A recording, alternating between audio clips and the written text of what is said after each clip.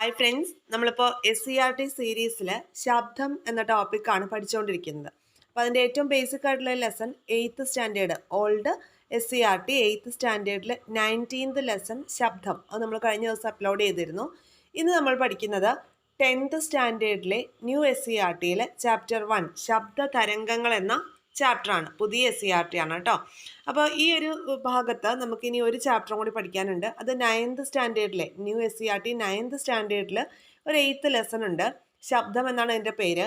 അപ്പോൾ ഈ 8th സ്റ്റാൻഡേർഡിൽ നമ്മൾ പഠിച്ച അതേ കാര്യങ്ങളൊക്കെ തന്നെയാണ് ഈ ന്യൂ SCERT 9th സ്റ്റാൻഡേർഡിൽ വന്നിട്ടുള്ളത്. അപ്പോൾ ഈ ഒരു ചാപ്റ്ററിന് ശേഷം നമുക്ക് അതും കൂടി എടുക്കാം. അപ്പോൾ ശബ്ദം എന്ന ടോപ്പിക്സ് അങ്ങ് തീരും. ഇതിപ്പോൾ 10th സ്റ്റാൻഡേർഡിലെയാണ്. 10th standard new SCERT ആണ്. ശബ്ദ തരംഗങ്ങൾ എന്നാണ് ചാപ്റ്ററിൻ്റെ പേര്. കുറച്ചധികം പോയിന്റ്സ് ഉള്ള ഒരു ചാപ്റ്ററാണിത്. നമുക്ക് നോക്കാം എന്തൊക്കെ കാര്യങ്ങളാണ് പഠിക്കാനുള്ളതെന്ന്. അപ്പോൾ ഏറ്റവും ആദ്യം ഇവിടെ നോക്കിയ കുട്ടികളും ടീച്ചറും തമ്മിലുള്ള ഈ കോൺവെർസേഷനാണ് പറയുന്നത്. കുട്ടി പറയുകയാണ്, ടീച്ചർ ഈ കുട്ടി 10 ആട്ടം കഴിഞ്ഞു, ഇറങ്ങാൻ പറയൂ, ഇനി എൻ്റെ ഊഴമാണ്. അപ്പോൾ ആടിക്കൊണ്ടിരിക്കുന്ന കുട്ടി എന്താ പറഞ്ഞത്? 5 ആട്ടമേ ആയുള്ളൂ ടീച്ചർ. അപ്പോൾ ടീച്ചർ പറയാണ്, ശരിയാണ്, 5 ആട്ടമേ ആയിട്ടുള്ളൂ എന്ന്. അപ്പോൾ ഇവിടെ ഊഞ്ഞാലാട്ടം എണ്ണേണ്ടത് എങ്ങനെയാണ് എന്ന ചോദ്യത്തോട് കൂടിയിട്ടാണ് ഈ ഒരു ചാപ്റ്റർ തുടങ്ങുന്നത്. ഓക്കെ, അപ്പോൾ ഊഞ്ഞാലിൻ്റെ ചലനം എന്ന് പറയുന്നത് എന്ത് തരം ചലനമാണ്? വർത്തുള ചലനമാണോ, ദോലനമാണോ, എന്താണ്?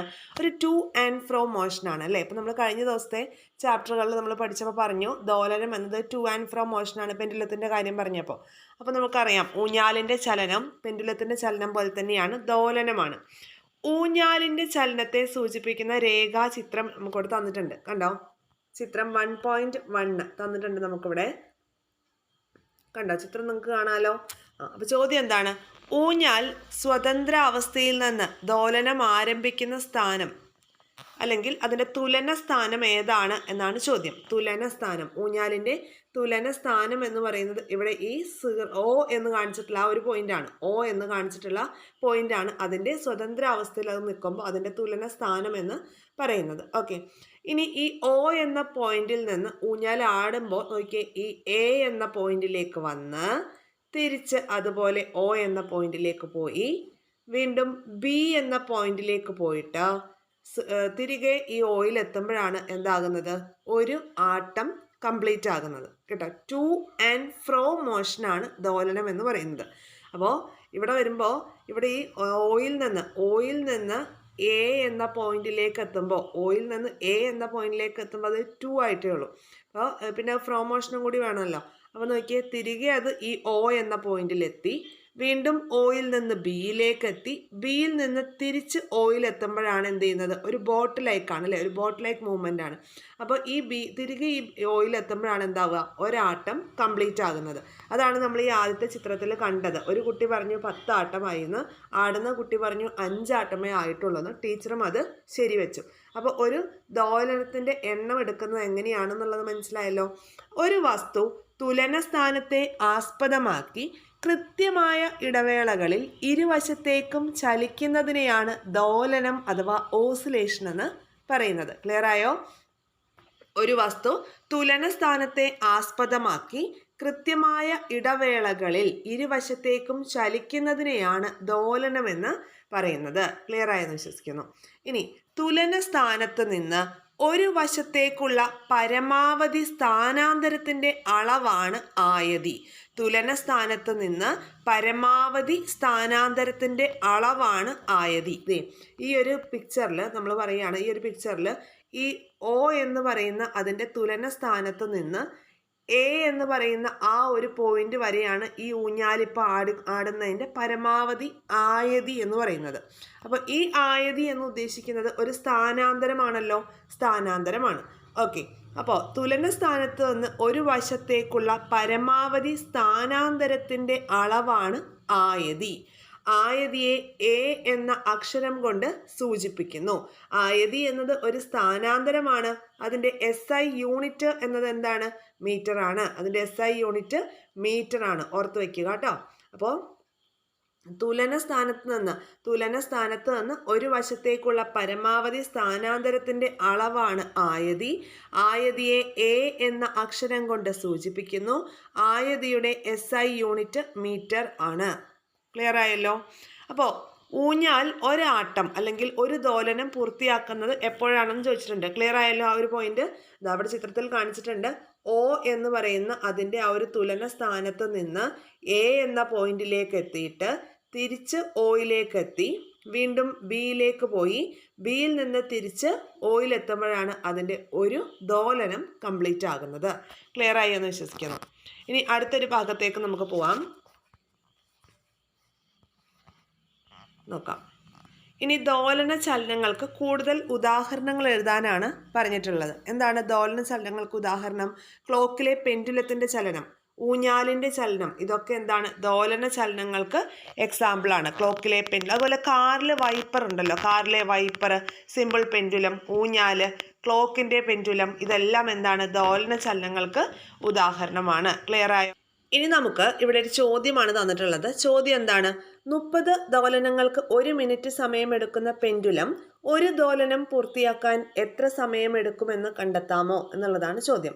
30 ദോലനങ്ങൾക്ക് ആവശ്യമായിട്ടുള്ളത് 1 മിനിറ്റ് അഥവാ 60 സെക്കൻഡാണ്. അങ്ങനെയെങ്കിൽ ഒരു ദോലനത്തിന് ആവശ്യമായിട്ടുള്ള സമയമാണ് നമ്മളോട് കണ്ടെത്താനായിട്ട് പറഞ്ഞിട്ടുള്ളത്. ഒരു ദോലനത്തിന് വേണ്ടുന്ന സമയം എങ്ങനെയാണ് കണ്ടെത്തുന്നത്? ഓക്കെ, ഇവിടെ കണ്ടെത്തേണ്ടത് ആകെ സമയത്തിനെ ദോലനങ്ങളുടെ എണ്ണം കൊണ്ട് ഡിവൈഡ് ചെയ്യുകയാണ് ചെയ്യുന്നത്. ആകെ സമയത്തിനെ ദോലനത്തിൻ്റെ എണ്ണം കൊണ്ട് ഡിവൈഡ് ചെയ്യുമ്പോൾ നമുക്ക് ഒരു ദോലനത്തിന് ആവശ്യമായിട്ടുള്ള സമയം കിട്ടും. ക്ലിയർ ആയോ? എന്താണ് നമ്മൾ പറഞ്ഞത്? ആകെ സമയത്തിനെ ദോലനങ്ങളുടെ എണ്ണം കൊണ്ട് ഹരിക്കുമ്പോൾ നമുക്ക് എന്ത് കിട്ടും? നമുക്ക് ആവശ്യമായിട്ട് നമ്മൾ എടുത്തിട്ടുള്ള ആ ഒരു ടൈം പീരീഡ് അല്ലെങ്കിൽ ദോലനത്തിന് ആവശ്യമായിട്ടുള്ള സമയം കിട്ടും. ഒരു ദോലനത്തിന് ആവശ്യമായിട്ടുള്ള സമയം കിട്ടും.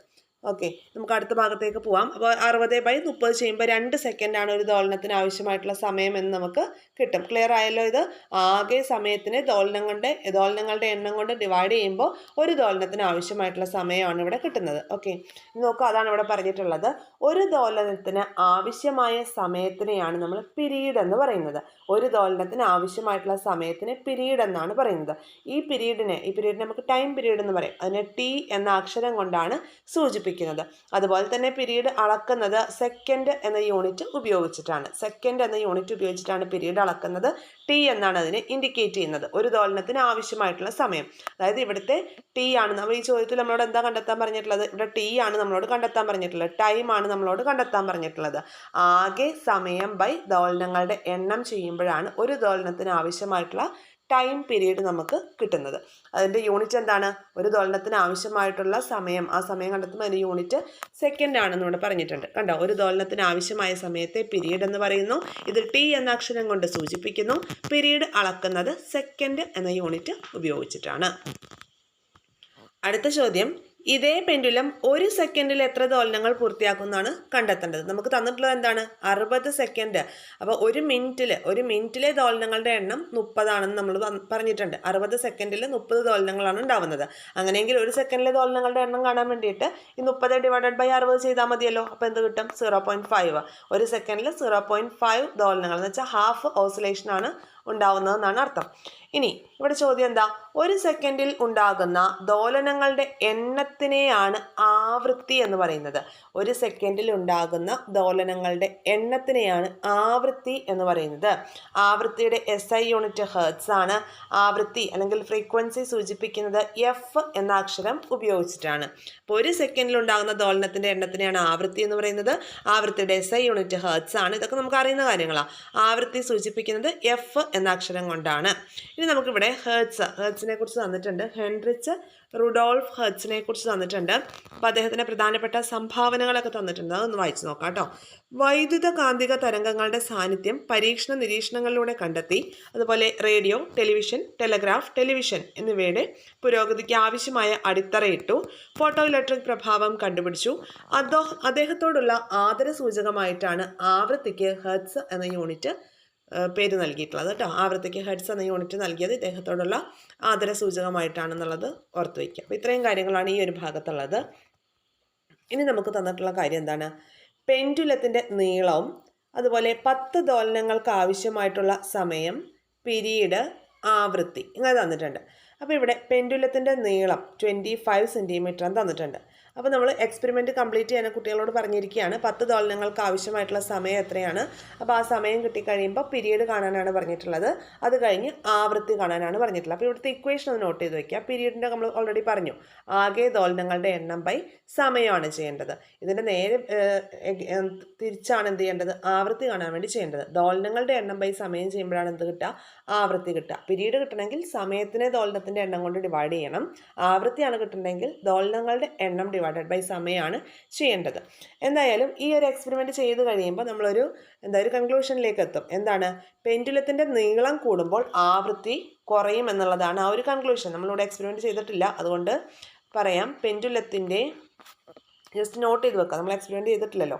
അപ്പോൾ പെൻഡുലത്തിൻ്റെ എന്താണ് നീളം, പെൻഡുലത്തിൻ്റെ നീളം കൂടുമ്പോൾ എന്ത് കുറയും, ആവൃത്തി കുറയും. പെൻഡുലത്തിൻ്റെ നീളം കൂടുമ്പോൾ ആവൃത്തി കുറയും. നമ്മൾ 8th സ്റ്റാൻഡേർഡിൽ പഠിച്ചില്ലേ, പുരുഷന്മാരുടെ സ്വനതന്തുക്കളുടെ കാര്യമൊക്കെ നമ്മൾ പഠിച്ചത് ഓർമ്മയുണ്ടോ? എന്താണ്, അവർക്ക് ഒരു പ്രായപൂർത്തിയാകുമ്പോൾ അവരുടെ സ്വനതന്തുവിൻ്റെ നീളം കൂടും, അതുകൊണ്ട് തന്നെ അവരുടെ സൗണ്ടിന് ആവൃത്തി കുറയും.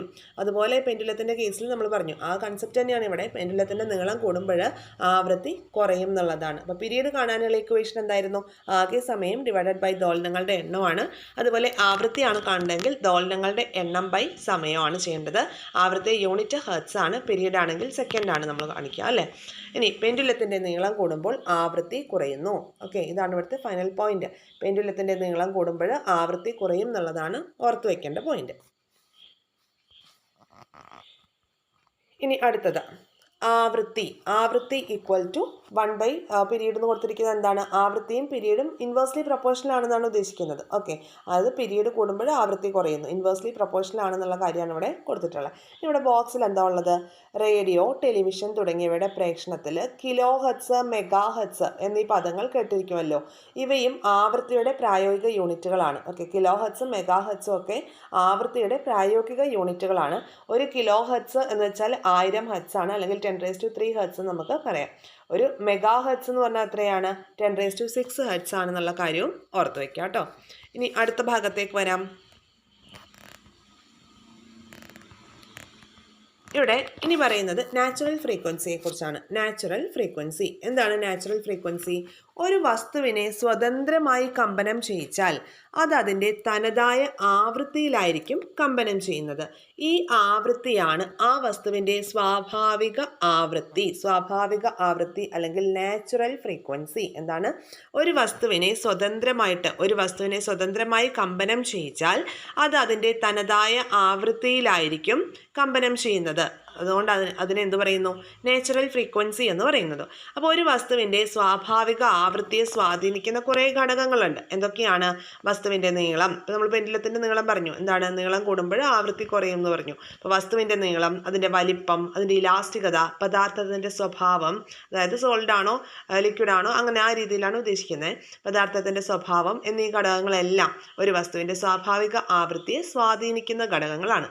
നമ്മളോട് ചോദ്യം വരാം, സ്വാഭാവിക ആവൃത്തിയെ സ്വാധീനിക്കുന്ന ഘടകങ്ങളിൽ പെടാത്തത് ഏത് അല്ലെങ്കിൽ പെടുന്നത് ഏത് എന്നൊക്കെ പറഞ്ഞ് ചോദ്യങ്ങൾ വരാം.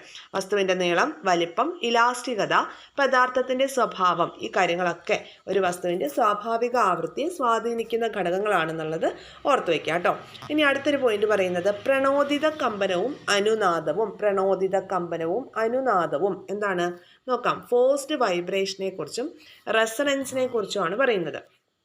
നോക്കിയേ, കമ്പനം ചെയ്യുന്ന വസ്തുവിൻ്റെ പ്രേരണം മൂലം മറ്റൊരു വസ്തു കമ്പനം ചെയ്യുന്നതിനെയാണ് പ്രണോദിത കമ്പനം എന്ന് പറയുന്നത്, അല്ലെങ്കിൽ ഫോഴ്സ്ഡ് വൈബ്രേഷൻ എന്ന് പറയുന്നത്. കമ്പനം ചെയ്യുന്ന വസ്തുവിൻ്റെ പ്രേരണം മൂലം മറ്റൊരു വസ്തു കമ്പനം ചെയ്യുന്നതിനെയാണ് പ്രണോദിത കമ്പനം എന്ന് പറയുന്നത്. അപ്പോൾ എന്താണ് ഈ പ്രണോദിത കമ്പനം? നമ്മൾ സിമ്പിളായിട്ട് എങ്ങനെ പറയാം? അതായത് ഒരു ട്യൂണിംഗ് ഫോർക്ക് നമ്മൾ ഉത്തേജിപ്പിച്ചിട്ട് അതിൻ്റെ ഒരു തണ്ട് ഒരു മേശയിൽ ഇങ്ങനെ അമർത്തി വെക്കുക എന്ന് വെച്ചോളൂ. അപ്പോൾ ആ അവസരത്തിൽ മേശയും എന്ത് ചെയ്യും? കമ്പനം ചെയ്യും. അപ്പോൾ ഇവിടെ ഈ ടേബിളാണ് എന്ത് ചെയ്യുന്നത്? ഫോഴ്സ്ഡ് വൈബ്രേഷന് വിധേയമാകുന്ന വസ്തു. ക്ലിയർ ആയോ? അപ്പോൾ ഒരു കമ്പനം ചെയ്യുന്ന വസ്തുവിൻ്റെ പ്രേരണം മൂലം മറ്റൊരു വസ്തു കമ്പനം ചെയ്യുകയാണെങ്കിൽ അതിനെയാണ് എന്ത് ചെയ്യുന്നത്? പ്രണോദിത കമ്പനം അല്ലെങ്കിൽ ഫോഴ്സ്ഡ് വൈബ്രേഷൻ എന്ന് പറയുന്നത്. ക്ലിയർ ആയല്ലോ? ഫോഴ്സ്ഡ് വൈബ്രേഷൻ സിമ്പിളായിട്ടുള്ളൊരു കൺസെപ്റ്റാണ്. ഇനി എന്താണ് ഇവിടെ പ്രണോദിത കമ്പനത്തിന് മറ്റൊരു പോയിന്റ് കൂടി തന്നിട്ടുണ്ട്, അനുനാദം അല്ലെങ്കിൽ റെസണൻസ്. എന്താണ് റെസണൻസ് എന്നും കൂടി നോക്കാം. പ്രണോദിത കമ്പനത്തിന് വിധേയമാകുന്ന വസ്തുവിൻ്റെ സ്വാഭാവിക ആവൃത്തിയും പ്രേരണം ചെലുത്തുന്ന വസ്തുവിൻ്റെ സ്വാഭാവിക ആവൃത്തിയും തുല്യമായാൽ ആ വസ്തുക്കൾ അനുനാദത്തിലാണ് അല്ലെങ്കിൽ റെസണൻസിലാണെന്ന് നമുക്ക് പറയാം. അനുനാദത്തിന് വിധേയമാകുന്ന വസ്തു പരമാവധി ആയതിയിൽ കമ്പനം ചെയ്യും. ആ ഒരു പോയിന്റ് ഇമ്പോർട്ടൻ്റ് ആണ്. പ്രണോദിത കമ്പനത്തിന് വിധേയമാകുന്ന വസ്തുവിൻ്റെ സ്വാഭാവിക ആവൃത്തിയും അതുപോലെ പ്രേരണം ചെലുത്തുന്ന വസ്തുവിൻ്റെ സ്വാഭാവിക ആവൃത്തിയും തുല്യമായാൽ അത് അനുനാദത്തിലാണ് എന്ന് നമുക്ക് പറയാം. അതായത് നമ്മൾ ഇടിമിന്നലൊക്കെ ഉണ്ടാവുമ്പോഴേ ജനൽ കമ്പികളൊക്കെ വിറകൊള്ളാറുണ്ട് അല്ലേ? അപ്പോൾ അതൊക്കെ നമുക്ക് എന്തിന് എക്സാമ്പിളായിട്ട് പറയാം? അനുനാദത്തിന് എക്സാമ്പിളായിട്ട് പറയാം. അതായത് പ്രണോദിത കമ്പനത്തിന് വിധേയമാകുന്ന നമ്മളുടെ ജനൽ കമ്പിയുടെ സ്വാഭാവിക ആവൃത്തിയും ഈ പ്രേരണം ചെലുത്തുന്ന എന്താണ് നമ്മളുടെ ഇടിമിന്നലിൻ്റെ സ്വാഭാവിക ആവൃത്തിയും തുല്യമാവുകയാണ്. അപ്പോൾ ആ ഒരു കേസിലാണ് ജനൽ കമ്പികൾ വിറകൊള്ളുന്നത്. ഓക്കെ, പ്രണോദിത കമ്പനത്തിന് വിധേയമാവുകയാണ്, രണ്ടിൻ്റെയും സ്വാഭാവിക ആവൃത്തി ഈക്വൽ ആവുകയും ചെയ്യാണ്. അതിനെയാണ് അനുനാദം എന്ന് പറയുന്നത്. അപ്പോൾ ഈ അനുനാദത്തിന് വിധേയമാകുന്ന വസ്തു പരമാവധി ആയതിയിൽ കമ്പനം ചെയ്യും നമ്മൾ പറഞ്ഞു. അപ്പോൾ ഈ ഒരു പോയിന്റാണ് നമ്മൾ ഓർത്ത് വയ്ക്കേണ്ടത്. അത് തൂക്കുപാലത്തിലൂടെ പട്ടാളക്കാരെ മാർച്ച് ചെയ്യാൻ അനുവദിക്കാത്തതിൻ്റെ കാരണവും ഇതുതന്നെയാണ്. എന്താണ്? അനുനാദത്തിന് വിധേയമാകുന്ന വസ്തു പരമാവധി ആയതിയിൽ കമ്പനം ചെയ്യും നമ്മൾ പറഞ്ഞു. അങ്ങനെ പരമാവധി ആയതിയിൽ കമ്പനം ചെയ്യുമ്പോൾ ഈ തൂക്കുപാലം പൊട്ടിപ്പോവാനായിട്ട് സാധ്യതയുണ്ട്. അപ്പോൾ അതുകൊണ്ടാണ് പട്ടാളക്കാരെ എന്ത് ചെയ്യാത്തത്?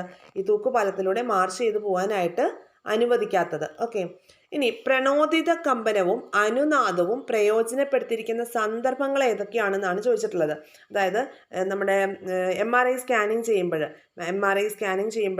Radio ട്യൂണിങ്ങിന്, guitar, violin, veena, harmonium, mridangam തുടങ്ങിയ സംഗീത ഉപകരണങ്ങളിൽ, അതുപോലെ തന്നെ സ്റ്റെതസ്കോപ്പ് യൂസ് ചെയ്തിട്ട് ഹൃദയമിടിപ്പ് ശ്രവിച്ച് നോക്കാൻ വേണ്ടി പറഞ്ഞിട്ടുണ്ട്. അപ്പോൾ സ്റ്റെതസ്കോപ്പ് ഉപയോഗിച്ചിട്ട് ഹാർട്ട് ബീറ്റ് ചെക്ക് ചെയ്യുമ്പോൾ, അതുപോലെ മെഗാഫോണ്, ഹോണ്, സംഗീത ഉപകരണങ്ങളായിട്ടുള്ള ട്രംപറ്റ്, നാഗസ്വരം എന്നിവയിലെല്ലാം എന്ത് ചെയ്യുന്നുണ്ട്? ഈ ഒരു ആപ്ലിക്കേഷനാണ്, പ്രണോദിത കമ്പനത്തിൻ്റെയും റെസണൻസിൻ്റെയും ആപ്ലിക്കേഷനാണ് ഈ ഒരു സന്ദർഭങ്ങളിലൊക്കെ വരുന്നത്. ഏതൊക്കെയാണ്? MRI scanning, radio tuning, guitar, violin, veena, harmonium, mridangam തുടങ്ങിയ സംഗീത ഉപകരണങ്ങൾ, സ്റ്റെതസ്കോപ്പ് ഉപയോഗിച്ച് ഹാർട്ട് ബീറ്റ് ചെക്ക് ചെയ്യുന്നത്, മെഗാഫോണ്, ഹോണ്, സംഗീത ഉപകരണങ്ങളായിട്ടുള്ള ട്രംപറ്റ്, നാഗസ്വരം എന്നീ ഉപകരണങ്ങളിലെല്ലാം പ്രണോദിത കമ്പനവും അനുനാദവുമാണ് പ്രയോജനപ്പെടുത്തിയിരിക്കുന്നത്. ക്ലിയർ ആയല്ലോ? ഇത്രയും കാര്യങ്ങൾ ക്ലിയർ ആയെന്ന് വിശ്വസിക്കുന്നു.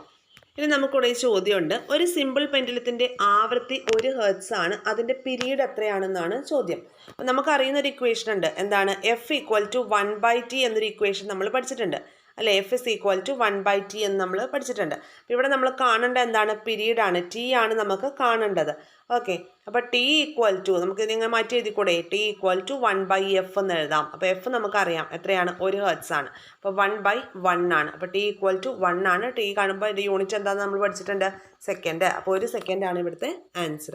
ഒരു സിമ്പിൾ പെൻഡുലത്തിൻ്റെ ആവൃത്തി 1 ഹെർട്സ് ആണ്, അതിൻ്റെ പീരീഡ് എത്രയാണ്? അപ്പോൾ പീരീഡ് കാണാനുള്ള ഇക്വേഷൻ നമുക്കറിയാം. F = 1/t എന്നാണ് നമ്മൾ പഠിച്ചത്. അപ്പോൾ അതിൽ T ആണ് നമുക്ക് കാണേണ്ടത്. T = 1/f എന്ന് നമുക്ക് എഴുതാം. F എത്രയാണ് നമുക്ക് തന്നിട്ടുള്ളത്? ഗിവൺ. F = 1 hertz. അപ്പോൾ 1/1 = 1 സെക്കൻഡ് എന്ന് നമുക്ക് കണ്ടെത്താം. ഇനി അടുത്തൊരു ചോദ്യം എന്താണ്? ഒരു പെൻഡുലം ഒരു ദോലനം പൂർത്തിയാക്കാൻ വേണ്ടിയിട്ട് 0.5 സെക്കൻഡ് എടുക്കുന്നുവെങ്കിൽ അതിൻ്റെ ആവൃത്തി എത്രയാണെന്നാണ് ചോദ്യം. ആവൃത്തി എത്രയാണെന്നാണ് കണ്ടുപിടിക്കേണ്ടത് അല്ലേ? അതായത് F ആണ് നമുക്ക് കണ്ടുപിടിക്കേണ്ടത്. നമുക്കറിയുന്ന ഇക്വേഷൻ നേരത്തെ ചെയ്തതുപോലെ തന്നെ F = 1/t എന്നാണ്. നമുക്ക് ഇവിടെ കാണേണ്ടത് ഫ്രീക്വൻസിയാണ്. ഓക്കെ, ഫ്രീക്വൻസി കാണണം. അപ്പോൾ നോക്കിയേ, F = 1/t. അപ്പോൾ നമുക്കൊരു T തന്നിട്ടുണ്ട്. എത്രയാണ്? 0.5 ആണ്. ഓക്കെ, അപ്പോൾ 1/0.5. 1/0.5 എന്ന് പറഞ്ഞാൽ എത്രയാണ്? 1/2 ആണല്ലോ. അപ്പോൾ 1/1/2 എന്ന് എഴുതാം. അപ്പോൾ നമുക്കതിനെ തിരിച്ചിടണം അല്ലേ? 1/1 × 2 എന്ന് ഇടാം. ഓക്കെ, 1/1 × 2 എന്ന് ഇടുമ്പം 2 ഹെർട്സ് ആണ്. 2 ഹെർട്സ് ആണ്. എന്താ കണ്ടത്? ആവൃത്തി അല്ലേ കണ്ടത്? ആവൃത്തി യൂണിറ്റ് എന്താണ്? ഹെർട്സ് ആണ്. അപ്പോൾ നമുക്ക് 2 ഹെർട്സ് എന്ന് കിട്ടും. ക്ലിയർ ആയോ? ഇത് ഒന്നുകൂടി കാണിക്കാം. നോക്കിക്കോ, പെൻഡുലത്തിൻ്റെ ഒരു ദോലനം പൂർത്തിയാക്കാൻ 0.5 സെക്കൻഡ് ആണ് എടുക്കുന്നതെങ്കിൽ അതിൻ്റെ ആവൃത്തിയാണ് കണ്ടെത്തേണ്ടത്. ആവൃത്തിയെ സൂചിപ്പിക്കുന്ന ലെറ്റർ ഏതാണ്? F ആണ് നമുക്ക് കണ്ടെത്തേണ്ടത്. നമുക്ക് എന്ത് തന്നിട്ടുണ്ട്? T തന്നിട്ടുണ്ട്. നമുക്കറിയാവുന്ന ഇക്വേഷൻ എന്താണ്? F = 1/t എന്നാണ്. 1/t. അപ്പോൾ 1/t എന്ന് പറയുമ്പോൾ നമുക്ക് 1/0.5. 0.5 എന്ന് പറഞ്ഞാൽ അത് എന്തിന് ഈക്വലാണ്? 1/1/2 ഈക്വലാണ്. ഓക്കെ, അപ്പോൾ നമുക്കത് തിരിച്ചിട്ടിട്ട് അല്ലേ ഇൻറ്റു ചെയ്യേണ്ടത്. അപ്പോൾ എങ്ങനെ വരും അത്? 1 × 2/1 എന്ന് വരും അല്ലേ. ഇനി അപ്പോൾ ആൻസർ എന്താ വരിക? 2 ഹെർട്സ് എന്നാണ് ആൻസർ വരിക. ക്ലിയർ ആയല്ലോ? അപ്പോൾ ഇതാണ് രണ്ടാമത്തെ ക്വസ്റ്റ്യൻ്റെ ആൻസർ. അതിൻ്റെ ആവൃത്തി എന്ന് പറയുന്നത് 2 ഹെർട്സ് ആണ്. ക്ലിയർ അല്ലേ? ഇനി അടുത്തൊരു ചോദ്യം, 512 ഹെർട്സ് ആവൃത്തിയുള്ള ഒരു ട്യൂണിംഗ് ഫോർക്ക് ഉത്തേജിപ്പിച്ച് അതിൻ്റെ തണ്ട് മേശമേൽ അമർത്തി വെക്കുന്നു. ഈ അവസരത്തിൽ മേശ കമ്പനം ചെയ്യുമോ? ഈ പ്രതിഭാസം ഏത് പേരിൽ അറിയപ്പെടുന്നു? നമ്മൾ നേരത്തെ പറഞ്ഞു തന്നെയാണ് അല്ലേ. ഒരു ട്യൂണിംഗ് ഫോർക്ക് ഉത്തേജിപ്പിച്ചിട്ട് അതിൻ്റെ തണ്ട് മേശമേൽ അമർത്തി വെക്കുക. ആ സമയത്ത് എന്ത് ചെയ്യും? മേശയും കമ്പനം ചെയ്യും. അതിനെയാണ് എന്തെന്ന് പറയുന്നത്? പ്രണോദിത കമ്പനം എന്ന് പറയുന്നത് അല്ലേ. പ്രണോദിത കമ്പനം അല്ലെങ്കിൽ ഫോഴ്സ്ഡ് വൈബ്രേഷൻ എന്ന് പറയുന്നത്. Forced vibration. അപ്പോൾ ആ സമയത്ത് നമ്മുടെ ഈ ട്യൂണിംഗ് ഫോർക്ക് 512 ഹെർട്സ് ആവൃത്തിയാണ്. അപ്പോൾ ഈ 512 ഹെർട്സ് ആവൃത്തി തന്നെയായിരിക്കും മേശയുടെയും ആവൃത്തി എങ്കിൽ ഈ രണ്ട് വസ്തുക്കളും എന്ത് ചെയ്യും?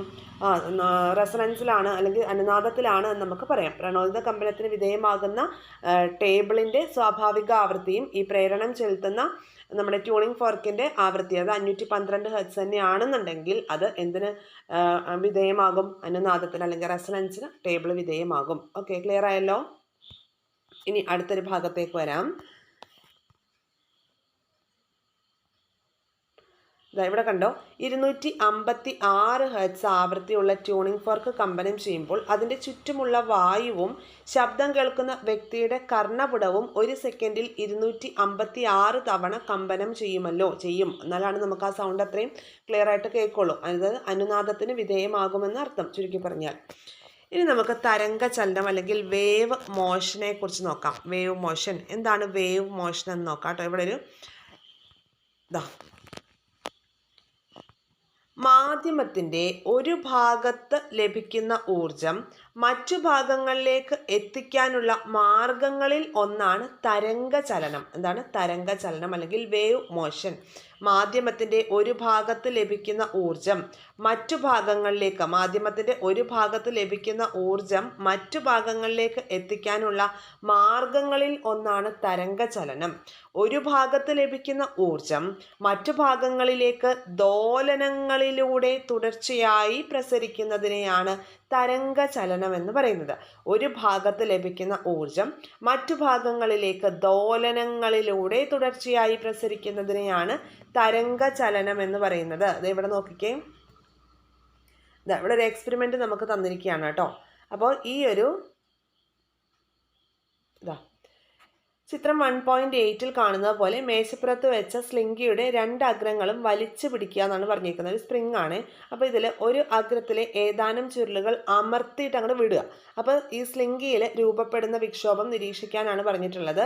അതായത് ഇവിടെ ഒരഗ്രം ചിത്രം 1.8 ബിയിൽ കാണുന്നത് കണ്ടോ, അതിൽ കാണുന്ന പോലെ ഈ സ്ലിങ്കിയുടെ ഒരഗ്രത്തെ മുന്നോട്ടും പിറകോട്ടും ചലിപ്പിച്ച് നോക്കാനാണ് പറഞ്ഞിട്ടുള്ളത്. അപ്പോൾ അവിടെ എന്തുണ്ടാവും? കുറച്ച് ഡിസ്റ്റർബൻസ് ഉണ്ടാവും.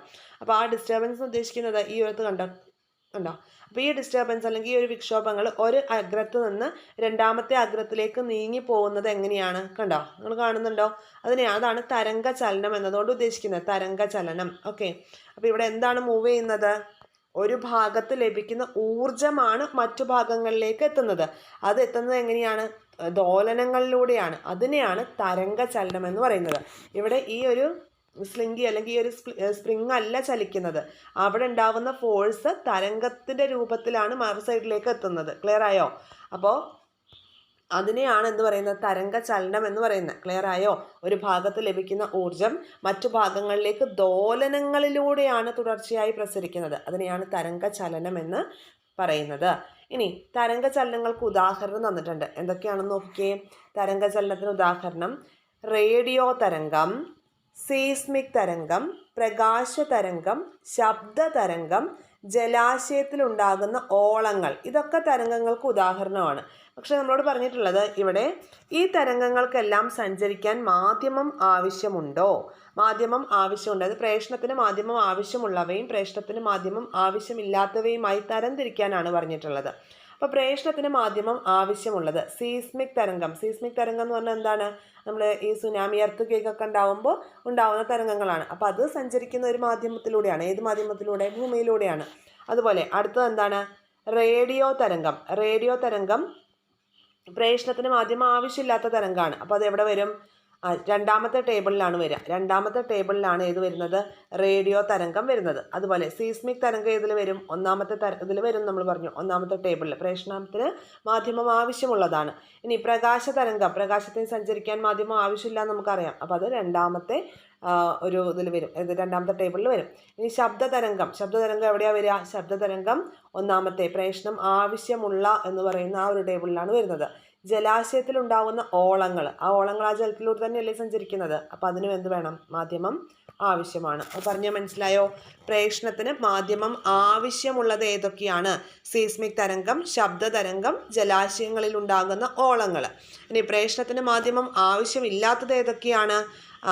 റേഡിയോ തരംഗങ്ങൾ, അതുപോലെ പിന്നെ പ്രകാശ തരംഗം, റേഡിയോ തരംഗം, പ്രകാശ തരംഗം. ഇത് രണ്ടുമല്ലേ ഉള്ളൂ? അതെ, ഇത് രണ്ടുമേ ഉള്ളൂ. അതായത് എന്താണ്? വൈദ്യുത കാന്തിക തരംഗങ്ങൾ, ഇലക്ട്രോമാഗ്നറ്റിക് വേവ്സ്, അതിനൊന്നും എന്ത് വേണ്ട? പ്രേഷണത്തിന് മാധ്യമം ആവശ്യമില്ലാത്ത തരംഗങ്ങളാണ്. ഇപ്പോൾ സൂര്യരശ്മി ബഹിരാകാശത്ത് കൂടി പോയിട്ടെല്ലാം നമുക്ക് ഇങ്ങോട്ട് വരുന്നുണ്ടല്ലോ അല്ലേ? അവിടെ മീഡിയം ഇല്ല എങ്കിൽ കൂടിയിട്ടും സൂര്യപ്രകാശം നമുക്ക് ഇങ്ങോട്ട് എത്തുന്നുണ്ട് അല്ലേ? അപ്പോൾ ഓർത്ത് വയ്ക്കുക, പ്രകാശത്തിന് സഞ്ചരിക്കാൻ മാധ്യമം ആവശ്യമില്ല, എന്നാൽ ശബ്ദത്തിന് സഞ്ചരിക്കാൻ എന്ത് വേണം? മാധ്യമം ആവശ്യമാണ്. ഇതിനെക്കുറിച്ചൊക്കെ ഡീറ്റെയിൽ ആയിട്ട് നമ്മൾ പഠിക്കും കേട്ടോ. ഇനി അടുത്തത് വൈദ്യുത കാന്തിക തരംഗങ്ങൾ അല്ലെങ്കിൽ ഇലക്ട്രോമാഗ്നറ്റിക് വേവ്സിനെ കുറിച്ച് തന്നിട്ടുണ്ട് നമുക്ക്. റേഡിയോ തരംഗങ്ങൾ, മൈക്രോവേവ്, ഇൻഫ്രാറെഡ് തരംഗങ്ങൾ, ദൃശ്യപ്രകാശം, അൾട്രാവയലറ്റ് കിരണങ്ങൾ, എക്സ് കിരണങ്ങൾ, ഗാമ കിരണങ്ങൾ എന്നിവ വൈദ്യുത കാന്തിക തരംഗങ്ങളാണ്. ഇവയുടെ പ്രേഷണത്തിന് മാധ്യമം ആവശ്യമില്ല. നോട്ട് ചെയ്ത് വെച്ചോ.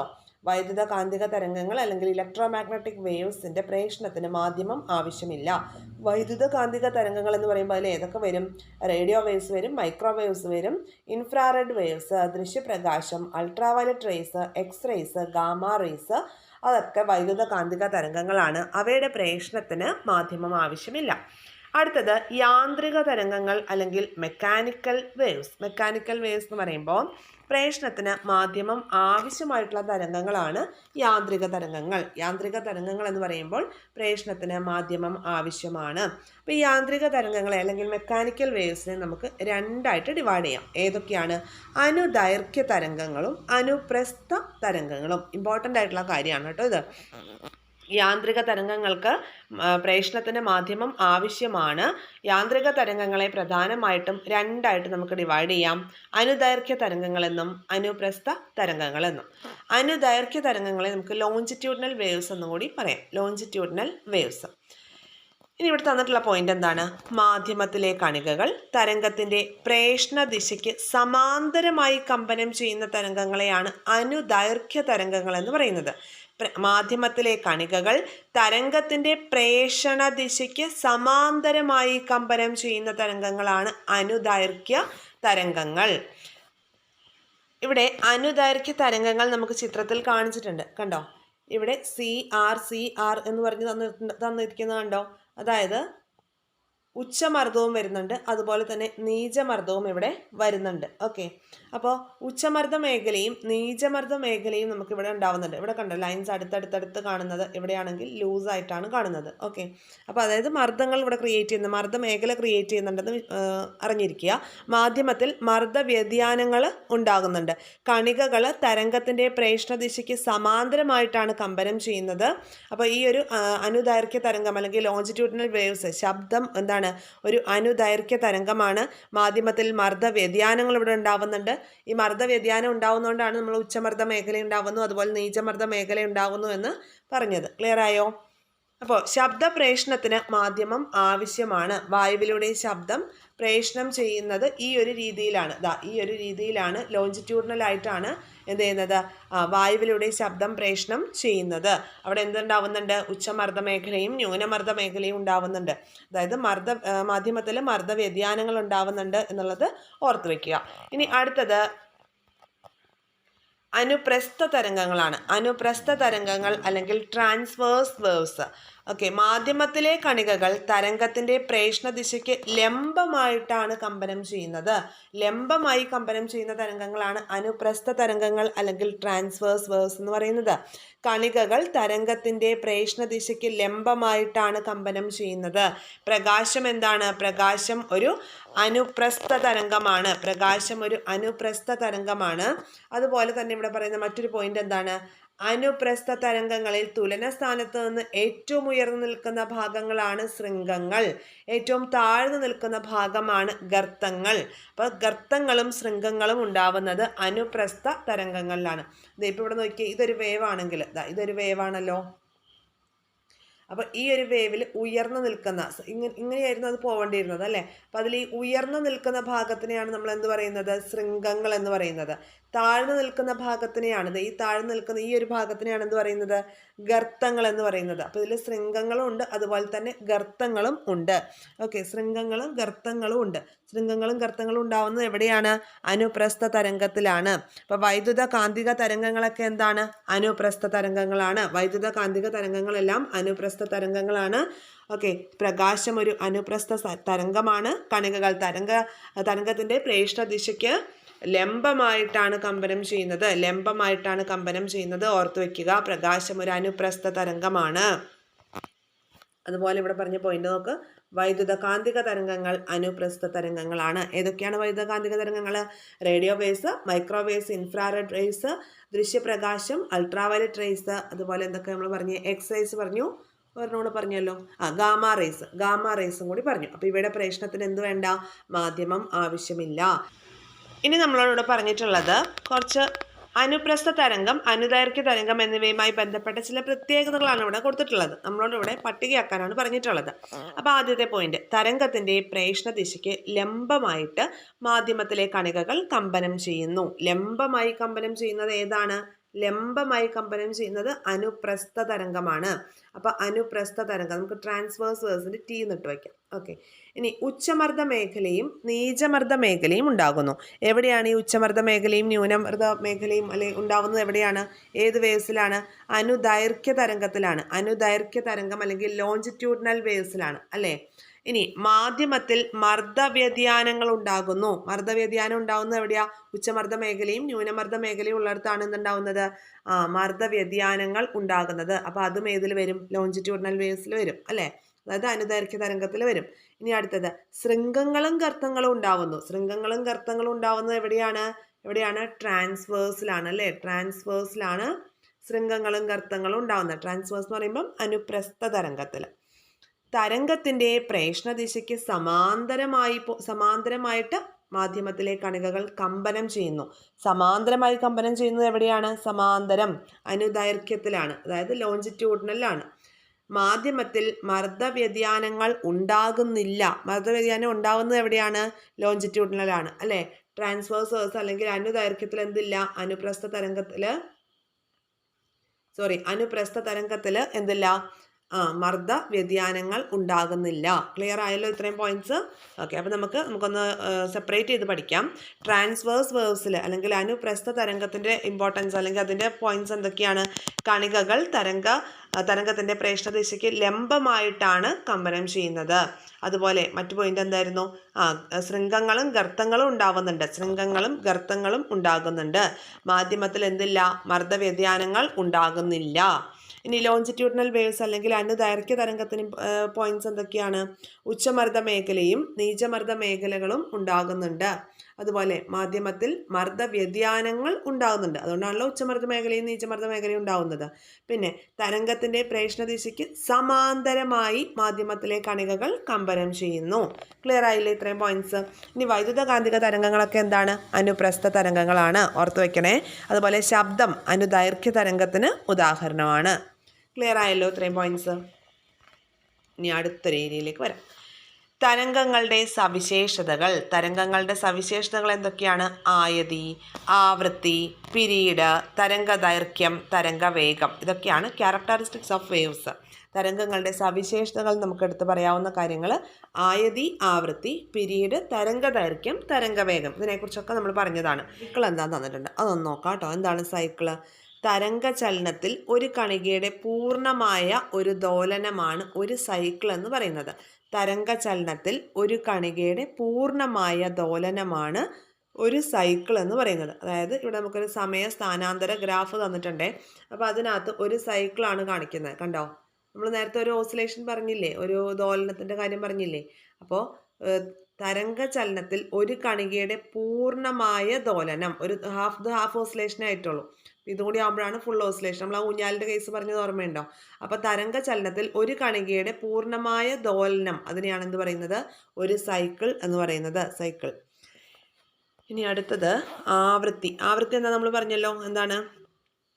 ഒരു സെക്കൻഡിൽ കടന്നു പോകുന്ന സൈക്കിളുകളുടെ എണ്ണമാണ്. ഒരു ബിന്ദുവിലൂടെ ഒരു സെക്കൻഡിൽ കടന്നു പോകുന്ന സൈക്കിളുകളുടെ എണ്ണത്തിനെയാണ് ആവൃത്തി എന്ന് പറയുന്നത്. ആവൃത്തി. ഇനി തരംഗദൈർഘ്യം അല്ലെങ്കിൽ വേവ് ലെങ്ത് എന്താണ്? ഓക്കെ, മാധ്യമത്തിലെ ഓരോ കണികയും ഒരു കമ്പനം പൂർത്തിയാക്കാൻ എടുത്ത സമയം കൊണ്ട് തരംഗം സഞ്ചരിക്കുന്ന ദൂരത്തിന് തുല്യമാണ്. അടുത്തടുത്ത രണ്ട് ശൃംഗങ്ങൾ തമ്മിലോ അടുത്തടുത്ത രണ്ട് ഗർത്തങ്ങൾ തമ്മിലോ ഉള്ള അകലവും അനുപ്രസ്ഥ തരംഗത്തിൻ്റെ തരംഗദൈർഘ്യമായി കണക്കാക്കാം. തരംഗദൈർഘ്യം എന്ന് പറഞ്ഞപ്പോൾ എന്താണ്? സമാന കമ്പനാവസ്ഥയിലുള്ളത് അവിടെ തന്നിട്ടുണ്ട് നമുക്ക്. സമാന കമ്പനാവസ്ഥയിലുള്ള അടുത്തടുത്ത രണ്ട് കണികകൾ തമ്മിലുള്ള അകലത്തിനെയാണ് തരംഗദൈർഘ്യം എന്ന് പറയുന്നത്. സമാന കമ്പനാവസ്ഥയിലുള്ള അടുത്തടുത്ത രണ്ട് കണികകൾ തമ്മിലുള്ള അകലം, അതിനെയാണ് എന്ത് പറയുന്നത്?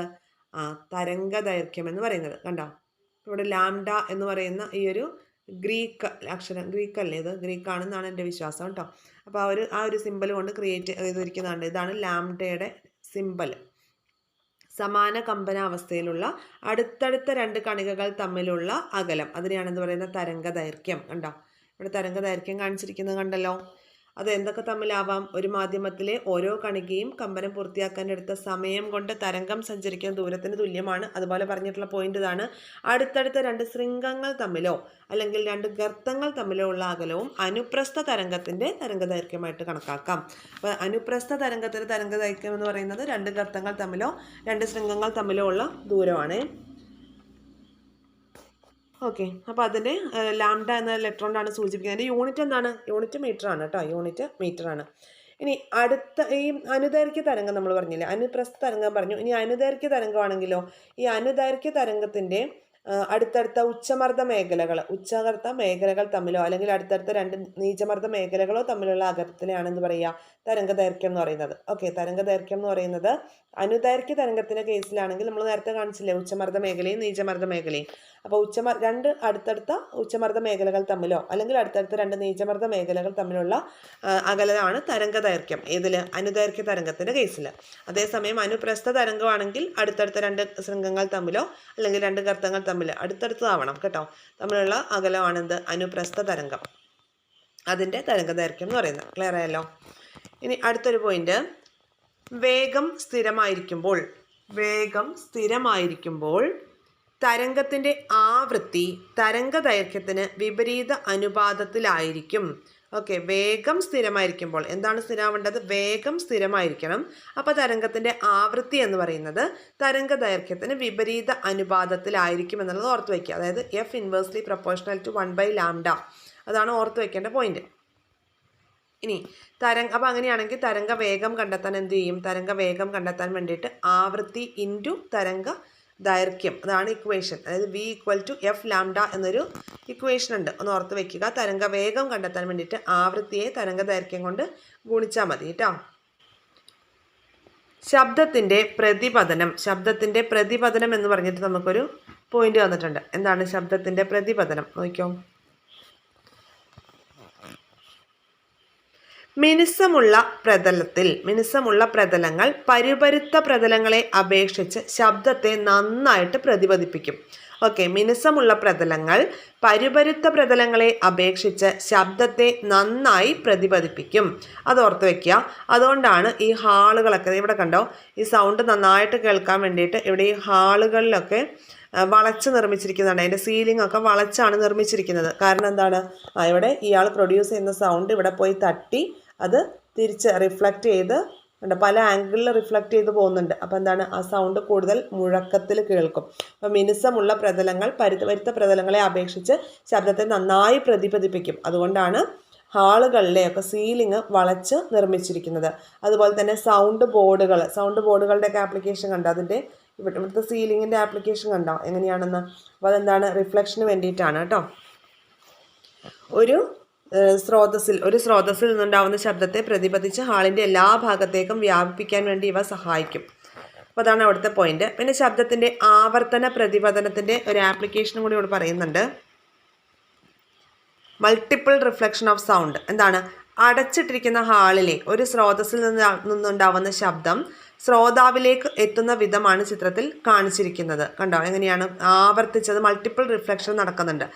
മൾട്ടിപ്പിൾ റിഫ്ലക്ഷൻ ഓഫ് സൗണ്ടിനെ കുറിച്ചാണ് അവിടെ പറയുന്നത്. പ്രതിപദിച്ച് വരുന്ന ശബ്ദ തരംഗങ്ങൾ വീണ്ടും പ്രതിപദിക്കുന്നതാണ് ശബ്ദത്തിൻ്റെ ആവർത്തന പ്രതിപതനം എന്ന് പറയുന്നത്. കണ്ടോ, ഇയാൾ പ്രൊഡ്യൂസ് ചെയ്യുന്ന സൗണ്ട് ഇവിടെ പോയി, ഇവിടുന്ന് റിഫ്ലക്റ്റ് ചെയ്ത് ഇങ്ങോട്ട് വന്നു, ഇനി ഇവിടെ തട്ടി വീണ്ടും റിഫ്ലക്റ്റ് ചെയ്തു. അപ്പോൾ ആ റിഫ്ലക്ഷൻ മൾട്ടിപ്പിൾ ആയിട്ട് നടക്കുന്നുണ്ട്. അതിനെയാണ് എന്ത് ചെയ്യുന്നത്, ആവർത്തന പ്രതിപതനം എന്ന് പറയുന്നത് കേട്ടോ. പ്രതിപദിച്ച് വരുന്ന ശബ്ദ തരംഗങ്ങൾ വീണ്ടും പ്രതിപദിക്കുന്നതിനെയാണ് ശബ്ദത്തിൻ്റെ ആവർത്തന പ്രതിപതനം എന്ന് പറയുന്നത്. ഇനി പ്രതിധ്വനി അല്ലെങ്കിൽ എക്കോയെ കുറിച്ച് നോക്കാം. ഈ എക്കോയുടെ പഠനം എന്താണ് അറിയപ്പെടുന്നത്, കാറ്റക്കോസ്റ്റിക്സ് എന്നാണ് കേട്ടോ. കാറ്റക്കോസ്റ്റിക്സ് എന്നാണ് പ്രതിധ്വനിയെ കുറിച്ചുള്ള പഠനം അറിയപ്പെടുന്നത്. അപ്പോൾ എന്താണ് എക്കോ? എക്കോ പോയിന്റിൽ ഉച്ചത്തിൽ വിളിക്കുന്ന അതേ ശബ്ദം അല്പസമയത്തിന് ശേഷം വീണ്ടും കേൾക്കുന്ന അനുഭവങ്ങൾ ഉണ്ടായിട്ടുണ്ടോ എന്നാണ് ചോദിച്ചിട്ടുള്ളത്.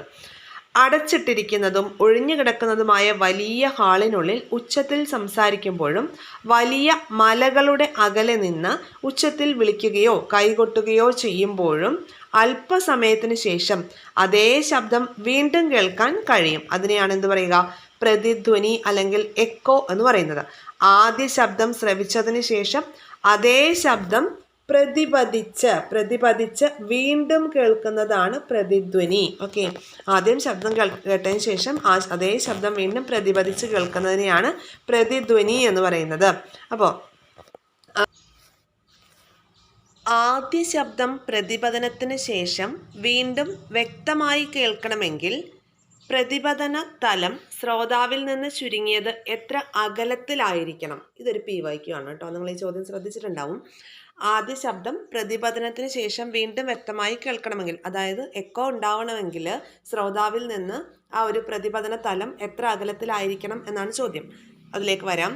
ഒരു ശബ്ദം നമ്മളിൽ ഉണ്ടാക്കുന്ന ശ്രവണ അനുഭവം 1/10 സെക്കൻഡ് സമയത്തേക്ക് നിലനിൽക്കുന്നു. ഈ പ്രത്യേകതയാണ് ശ്രവണ സ്ഥിരത അല്ലെങ്കിൽ പെർസിസ്റ്റൻസ് ഓഫ് ഹിയറിംഗ് എന്ന് അറിയപ്പെടുന്നത്. അപ്പോൾ പെർസിസ്റ്റൻസ് ഓഫ് ഹിയറിംഗ് എത്രയാണെന്ന് ചോദിച്ചാൽ എന്ത് പറയണം? 1/10 സെക്കൻഡ് ആണ് പെർസിസ്റ്റൻസ് ഓഫ് ഹിയറിംഗ് അല്ലെങ്കിൽ ശ്രവണ സ്ഥിരത എന്ന് പറയുന്നത്. അപ്പോൾ ഈ 1/10 സെക്കൻഡ് സമയത്തിനുള്ളിൽ മറ്റൊരു ശബ്ദം നമ്മുടെ ചെവിയിൽ പതിച്ചിട്ടുണ്ടെങ്കിൽ അവ ഒരുമിച്ച് കേൾക്കുന്ന ഒരു പ്രതീതിയാണ് നമുക്ക് ഉണ്ടാവുന്നത്. അടുത്ത ഭാഗത്തേക്ക് വരാം. ആദ്യ ശബ്ദം ശ്രവിച്ച് ചുരുങ്ങിയത് എത്ര സമയം കഴിഞ്ഞാലാണ് പ്രതിധ്വനി വ്യക്തമായിട്ട് കേൾക്കാൻ കഴിയുക? ഈ സമയം കൊണ്ട് ശബ്ദം എത്ര ദൂരം സഞ്ചരിക്കും? ചോദ്യം നോക്കൂ. വായുവിലെ ശബ്ദ വേഗത 350 മീറ്റർ/സെക്കൻഡ് ആയിട്ട് പരിഗണിക്കാനാണ് പറഞ്ഞിട്ടുള്ളത്. അപ്പോൾ നമ്മളോട് ചോദിച്ചിട്ടുള്ള ചോദ്യം, ആദ്യ ശബ്ദം ശ്രവിച്ച് ചുരുങ്ങിയത് എത്ര സമയം കഴിഞ്ഞിട്ടാണ് പ്രതിധ്വനി വ്യക്തമായിട്ട് കേൾക്കാൻ കഴിയുന്നത്? ആ ഒരു സമയം കൊണ്ട് ശബ്ദം എത്ര ദൂരം സഞ്ചരിക്കുമെന്നാണ് ചോദ്യം. അപ്പോൾ ദൂരം കാണാൻ വേണ്ടിയിട്ട് വേഗം ഇൻറ്റു സമയം, നമുക്കിവിടെ വേഗം തന്നിട്ടുണ്ട്. വായുവിലെ ശബ്ദവേഗം 350 മീറ്റർ/സെക്കൻഡ് ആണ്. അതുപോലെ സമയം 1/10 സെക്കൻഡ്. പെർസിസ്റ്റൻസ് ഓഫ് ഹിയറിങ്ങിൻ്റെ സമയം 1/10 സെക്കൻഡുമാണ്. അപ്പോൾ ഇതിൽ 0 തമ്മിൽ ക്യാൻസലായിപ്പോയി 35 മീറ്റർ എന്നാണ് പറഞ്ഞിട്ടുള്ളത്. അതായത് പ്രതിധ്വനി കേൾക്കണമെങ്കിൽ പ്രതിപതന തലം ചുരുങ്ങിയത് 35 മീറ്ററിൻ്റെ പകുതിയായ 17.5 മീറ്റർ അകലെയായിരിക്കണം. മനസ്സിലായോ? ശ്രോതാവിൽ നിന്ന്, ഇത് ശ്രോതാവാണ് എന്നുണ്ടെങ്കിൽ ശ്രോതാവിൽ നിന്ന് നോക്കാം, ഇത് ശ്രോതാവാണ്, ഇയാളിൽ നിന്ന് പ്രൊഡ്യൂസ് ചെയ്യുന്ന സൗണ്ട് ഇവിടെ പ്രതിപതന തലം വരെയുള്ള ഈ ഒരു ഡിസ്റ്റൻസ് D എന്ന് പറയുന്നത് എത്രയായിരിക്കണം? 17.5 മീറ്റർ ആയിരിക്കണം. മനസ്സിലായോ? ഇവിടെ തന്നിട്ടുള്ള ഇത് പ്രതിപതന തലമാണ്. ഇത് ശ്രോതാവിൽ നിന്ന് പ്രൊഡ്യൂസ് ചെയ്യുന്ന സൗണ്ട്. ആ സൗണ്ട് ഇത്രയും ദൂരം സഞ്ചരിച്ച് തിരിച്ച് ഇങ്ങോട്ട് വരണം അല്ലേ? അപ്പോഴാണ് നമുക്കിത് പ്രതിധ്വനിയായിട്ട് കേൾക്കുക. അപ്പോൾ ഇത് തമ്മിലുള്ള ഡിസ്റ്റൻസ്, ശ്രോതാവും ഈ പ്രതിപതന തലവും തമ്മിലുള്ള ഡിസ്റ്റൻസ് എന്ന് പറയുന്നത് ഈ 35 മീറ്ററിൻ്റെ പകുതിയായിട്ടുള്ള 17.5 മീറ്റർ ആയിരിക്കണം. ക്ലിയർ ആയോ പറഞ്ഞ കാര്യം?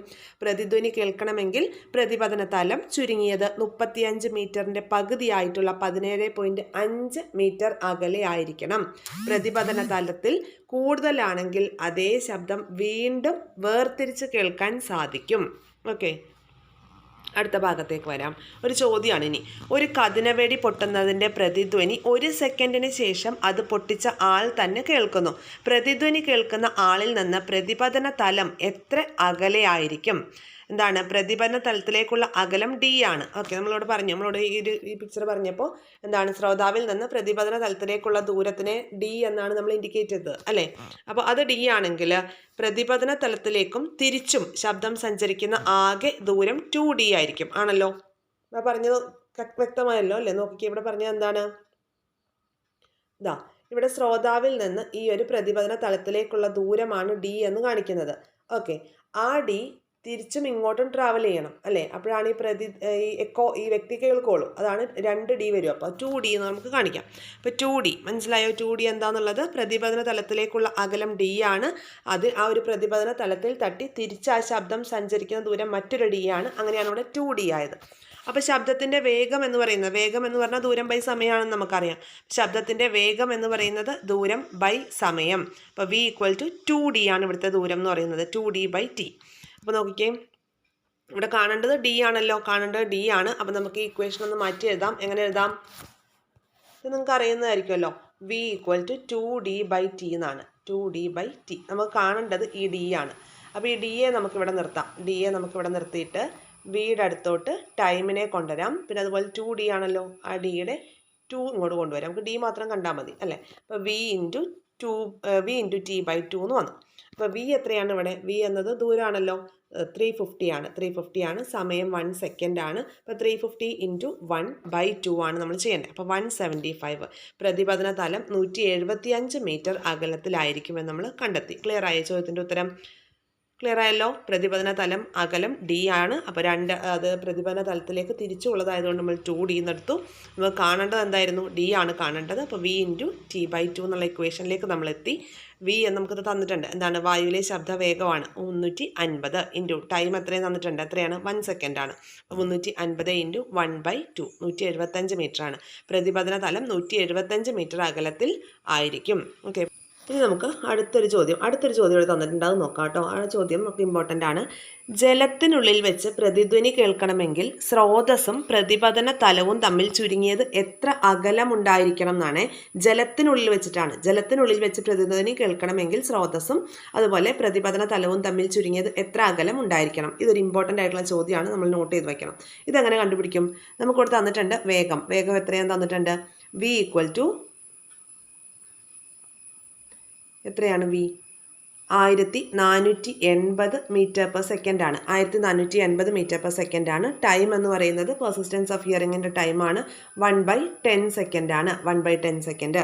ഇതെങ്ങനെ സോൾവ് ചെയ്യും? നമ്മൾ ഇവിടുത്തെ ഈ യൂസ് ചെയ്ത ഇക്വേഷൻ തന്നെയാണ്. v = 2d/t എന്നുള്ളതാണ്. അപ്പോൾ d എങ്ങനെ നമ്മൾ കണ്ടെത്തുന്നത്? d = ഇവിടെ 350ക്ക് പകരം നമ്മൾ എന്ത് കൊടുക്കണം? 1480 എന്ന് കൊടുക്കണം. 1480 ഇൻറ്റു ടൈം എത്രയാണ്? 1/10 ആണ്. 1/10 സെക്കൻഡ് ആണ്. ഡിവൈഡഡ് ബൈ എന്താണ്? 2d അല്ലേ. അപ്പോൾ ആ 2 കൊണ്ട് നമ്മൾ ചെയ്യണം. ഓക്കെ, അപ്പോൾ നോക്കിക്കോ, ഇവിടുത്തെ 2 0 തമ്മിൽ പോയി. 148/2 എന്ന് പറയുമ്പോൾ എത്ര വരും? 74 വരും അല്ലേ. 74 എന്താണ്? മീറ്റർ ആണ്. 74 മീറ്റർ ആണ് നമ്മുടെ ആൻസർ. ക്ലിയർ ആയല്ലോ. ജലത്തിനുള്ളിൽ വെച്ച് പ്രതിധ്വനി കേൾക്കണമെങ്കിൽ സ്രോതസ്സും പ്രതിപതന തലവും തമ്മിൽ ചുരുങ്ങിയത് 74 മീറ്റർ അകലം ഉണ്ടായിരിക്കണം. ഓർത്ത് വയ്ക്കുക കേട്ടോ. 74 മീറ്ററാണ് ജലത്തിനുള്ളിൽ. ഇനി അതുപോലെ തന്നെ നമ്മൾ വായുവിലാണെങ്കിൽ നമ്മൾ പറഞ്ഞു എക്കോ കൃത്യമായിട്ട് കേൾക്കണമെന്നുണ്ടെങ്കിൽ 17.5 മീറ്റർ ആയിരിക്കണം എന്നല്ലേ. പ്രതിധ്വനി കേൾക്കണമെങ്കിൽ പ്രതിപതന തലവും അതുപോലെ ആ ഒരു ശ്രോതാവും തമ്മിൽ ചുരുങ്ങിയത് 35 മീറ്ററിൻ്റെ പകുതിയായിട്ടുള്ള 17.5 മീറ്റർ അകലെ ആയിരിക്കണം നമ്മൾ പറഞ്ഞു. അതുപോലെ ജലത്തിനുള്ളിലാണെങ്കിൽ ജലത്തിനുള്ളിൽ വെച്ചിട്ടാണെങ്കിൽ 74 മീറ്റർ അകലെയായിരിക്കണം ശ്രോതാവും, അല്ലെങ്കിൽ ഈ പ്രതിധ്വനി കേൾക്കണമെങ്കിൽ ശ്രോതാവും ഈ പ്രതിപതന തലവും തമ്മിൽ ചുരുങ്ങിയത് 74 മീറ്റർ അകലെയായിരിക്കണം. ഇത് ഓർത്ത് വയ്ക്കണം. ഈ 2 പോയിൻറ്റ്സ് ഇമ്പോർട്ടൻ്റ് ആണ് കേട്ടോ. ഇനി അടുത്തൊരു ഭാഗത്തേക്ക് വരാം. അനുരണനം അല്ലെങ്കിൽ റിവർബറേഷൻ. ഇടയ്ക്ക് വണ്ടി പോകുന്ന സൗണ്ടൊക്കെ ഉണ്ടാവും. അതൊക്കെ നിങ്ങളൊന്ന് ക്ഷമിച്ചേക്കണേ. റോഡ് സൈഡിലാണ് വീട്. അപ്പോൾ നമ്മൾ ഈ വണ്ടി പോകുന്നത് നമ്മൾ സ്റ്റുഡിയോ റൂമിൽ വെച്ചിട്ടൊന്നും അല്ലല്ലോ റെക്കോർഡ് ചെയ്യുന്നത്. അപ്പോൾ ഈ വണ്ടി പോകുന്ന സൗണ്ടൊക്കെ ആകുമ്പോൾ ചെറിയ ഡിസ്റ്റർബൻസ് ഉണ്ടാവും. അതൊക്കെ അങ്ങ് ക്ഷമിച്ചേക്കാം കേട്ടോ. ഇനി അടുത്തത് അനുരണനം, റിവർബറേഷൻ. നോക്കിയേ, കർണാടകയിലെ ബീജാപൂരിലുള്ള ഗോൾ ഗുംബസ് എന്ന മർമ്മര ഗോപുരത്തിനുള്ളിൽ ഒരു ചെറിയ ശബ്ദം ഉണ്ടാക്കുകയാണെങ്കിൽ പോലും ആ ശബ്ദം ഗാലറിക്കുള്ളിൽ മുഴുവൻ ആവർത്തിച്ച് കേൾക്കാൻ വേണ്ടി സാധിക്കും. അപ്പോൾ അനുരണനത്തിന് അല്ലെങ്കിൽ റിവർബറേഷൻ ഒരു എക്സാമ്പിളാണ് നമ്മുടെ കർണാടകയിലെ ഗോൾ ഗുംബസ്. അതൊന്ന് ഓർത്ത് വയ്ക്കാം. അപ്പോൾ എന്താണ് ഈ അനുരണനം എന്ന് പറയുന്നത്? ഒരു ശബ്ദം ഉണ്ടായതിനു ശേഷം ആവർത്തന പ്രതിപതനത്തിൻ്റെ ഫലമായി ഉണ്ടാകുന്നതും മെല്ലെ കുറയുന്നതുമായിട്ടുള്ള മുഴക്കം, അതിനെയാണ് അനുരണനം എന്ന് പറയുന്നത്. ഒരു ശബ്ദം ഉണ്ടായതിനു ശേഷം ആവർത്തന പ്രതിപതനത്തിൻ്റെ മൾട്ടിപ്പിൾ റിഫ്ലക്ഷൻ ഓഫ് സൗണ്ട്. അപ്പോൾ ഒരു ശബ്ദം ഉണ്ടായതിനു ശേഷം അതിൻ്റെ മൾട്ടിപ്പിൾ റിഫ്ലക്ഷൻ നടന്നിട്ട് ആ ഒരു സൗണ്ട് മെല്ലെ മെല്ലെ പിന്നെ കുറഞ്ഞു വരികയാണ്. അങ്ങനെ ആ കുറയുന്നതുമായ മുഴക്കത്തിനെയാണ് എന്ന് പറയുക അനുരണനം എന്ന് പറയുന്നത്. അപ്പോൾ ഈ സിനിമാ തിയേറ്റർ, ഇതൊരു ഇമ്പോർട്ടൻറ്റ് ചോദ്യമാണ്. സിനിമാ തിയേറ്റർ പോലെയുള്ള വലിയ ഹാളുകളുടെ ചുമരുകൾ പരുക്കനാക്കിയിരിക്കുന്നത് എന്തിനാണെന്ന്. അപ്പോൾ നമ്മൾ നേരത്തെ റിഫ്ലക്ഷൻ ഓഫ് സൗണ്ടിൽ പറഞ്ഞു, മിനുസമുള്ള പ്രതലങ്ങൾ എന്ത് ചെയ്യും? പരുപരുത്ത പ്രതലങ്ങളെ അപേക്ഷിച്ച് ശബ്ദത്തെ നന്നായി പ്രതിപദിപ്പിക്കും എന്ന് പറഞ്ഞു. അപ്പോൾ നമ്മളുടെ ഈ സിനിമാ ഹാളിലൊക്കെ ഇങ്ങനെ സൗണ്ട് പ്രതിപദിപ്പിച്ചാൽ നമുക്ക് കറക്റ്റായിട്ട് ഓഡിയോ കേൾക്കാനായിട്ട് പറ്റില്ല അല്ലേ? അപ്പോൾ സിനിമാ തിയേറ്ററിൻ്റെ ചുമരുകളൊക്കെ എന്ത് ചെയ്യും? പരുക്കനായിട്ട് പണിയും. എന്തിനു വേണ്ടിയിട്ടാണ്? ഈ റിവർബറേഷൻ കുറയ്ക്കാൻ വേണ്ടിയിട്ട്, ഈ സൗണ്ടിൻ്റെ ആവർത്തിച്ചുള്ള പ്രതിപതനം കുറയ്ക്കുകയും അതുപോലെ ആ മുഴക്കം കുറയ്ക്കാനൊക്കെ വേണ്ടിയിട്ടാണ് സിനിമാ തിയേറ്ററിൻ്റെ ചുമരുകളൊക്കെ പരുക്കനാക്കിയിട്ട് പണിയുന്നത്. ഓർത്ത് വയ്ക്കാം. ഇനി അടുത്തത് ശ്രവണ പരിധിയാണ്. ഇത് നമ്മൾ 8ാം ക്ലാസ്സിൽ പഠിച്ചു അല്ലേ? ലിമിറ്റ്സ് ഓഫ് ഓഡിബിലിറ്റി പഠിച്ചില്ലേ? ഈ ഒരു ചിത്രമൊക്കെ നമ്മൾ പഠിച്ചു. ഓക്കെ, അപ്പോൾ ഈ ഒരു ചിത്രം ഇമ്പോർട്ടൻ്റ് ആണെന്ന് ഞാൻ അപ്പോഴേ പറഞ്ഞിരുന്നു. നമ്മൾ നോക്കി വയ്ക്കുക. നായകളെ പരിശീലിപ്പിക്കാൻ ഉപയോഗിക്കുന്ന ഗാൾട്ടൺ വിസിലിൽ നിന്ന് പുറപ്പെടുവിക്കുന്ന ശബ്ദത്തിൻ്റെ ആവൃത്തി ഏകദേശം 30,000 ഹെർട്സ് ആണ്. നായകളെ പരിശീലിപ്പിക്കാൻ ഉപയോഗിക്കുന്ന ഗാൾട്ടൺ വിസിലിൽ നിന്ന് പുറപ്പെടുന്ന ശബ്ദത്തിൻ്റെ ആവൃത്തി 30,000 ഹെർട്സ് ആണ്. നമുക്കത് കേൾക്കാൻ പറ്റുമോ? ഇല്ല. മനുഷ്യൻ്റെ ഓഡിബിലിറ്റി എന്ന് പറയുന്നത് എത്രയാണ്? 20 ഹെർട്സ് മുതൽ 20,000 ഹെർട്സ് വരെയാണ് അല്ലേ? 20 ഹെർട്സ് മുതൽ 20,000 ഹെർട്സ് അല്ലെങ്കിൽ 20 കിലോ ഹെർട്സ് വരെയാണ് മനുഷ്യൻ്റെ ശ്രവണ പരിധി എന്ന് പറയുന്നത് ആണല്ലോ. അപ്പം നമുക്കത് കേൾക്കാനായിട്ട് സാധിക്കില്ല. ഗാൾട്ടൺ വിസിലിൻ്റെ ശബ്ദം മനുഷ്യന് കേൾക്കാൻ സാധിക്കാത്തതിൻ്റെ കാര്യം ഇപ്പോൾ മനസ്സിലായോ? മനുഷ്യന് കേൾക്കാൻ പറ്റുന്നതിൻ്റെ റേഞ്ച് എന്ന് പറയുന്നത് 20 മുതൽ 20,000 ഹെർട്സ് വരെയാണ്, അല്ലെങ്കിൽ 20 തൊട്ട് 20 കിലോ ഹെർട്സ്, 20 ഹെർട്സ് മുതൽ 20 കിലോ ഹെർട്സ് വരെ ആണെന്നും പറയാം. അപ്പോൾ നമുക്കത് കേൾക്കാനായിട്ട് സാധിക്കില്ല. ആവൃത്തി കൂടിയതും കുറഞ്ഞതുമായ ശബ്ദങ്ങൾ പ്രകൃതിയിൽ ഉണ്ടാകുന്നുണ്ട്. എന്നാൽ എല്ലാ ആവൃത്തിയിലുമുള്ള ശബ്ദം മനുഷ്യന് കേൾക്കാൻ സാധ്യമല്ല. അതായത് മനുഷ്യന് കേൾക്കാൻ കഴിയുന്ന ശബ്ദത്തിൻ്റെ ആവൃത്തിക്ക് ഒരു പരിധിയുണ്ട്. എത്രയാണ്? സാധാരണ കേൾവി ശക്തിയുള്ള ഒരാളെ സംബന്ധിച്ചിടത്തോളം അയാൾക്ക് കേൾക്കാൻ കഴിയുന്ന ശബ്ദത്തിൻ്റെ കുറഞ്ഞ പരിധി 20 ഹെർട്സും കൂടിയ പരിധി ഏകദേശം 20,000 ഹെർട്സ് അല്ലെങ്കിൽ 20 കിലോ ഹെർട്സും ആണ്. 20 ഹെർട്സിൽ താഴെ ആവൃത്തിയുള്ള ശബ്ദത്തിനെ എന്തു പറയും? ഇൻഫ്രാസോണിക് സൗണ്ട് എന്ന് പറയും. അതുപോലെ 20,000 ഹെർട്സിൽ കൂടുതൽ ആവൃത്തിയുള്ള ശബ്ദത്തിനെ എന്തെന്ന് പറയും? അൾട്രാസോണിക് എന്നും പറയും. ഓർത്ത് വയ്ക്കുക. 20,000 ഹെർട്സിൽ കൂടുതൽ ആവൃത്തിയുള്ളതിനെ അൾട്രാസോണിക് ശബ്ദം എന്ന് പറയും. അപ്പോൾ മനുഷ്യന് കേൾക്കാൻ കഴിയുന്ന 20 ഹെർട്സ് മുതൽ 20,000 ഹെർട്സ് വരെയാണ്. 20 ഹെർട്സിൽ കുറഞ്ഞ ശബ്ദങ്ങൾ ഇൻഫ്രാസോണിക്കും 20,000 ഹെർട്സിൽ കൂടുതലുള്ള ആവൃത്തിയുള്ള ശബ്ദങ്ങളെ അൾട്രാസോണിക് ശബ്ദങ്ങൾ എന്നും പറയും. അൾട്രാസോണിക് ശബ്ദം പ്രയോജനപ്പെടുത്തി വവ്വാലുകൾക്ക് ഇരുട്ടിൽ സുഗമമായി സഞ്ചരിക്കുവാനും ഇര പിടിക്കാനും സാധിക്കും.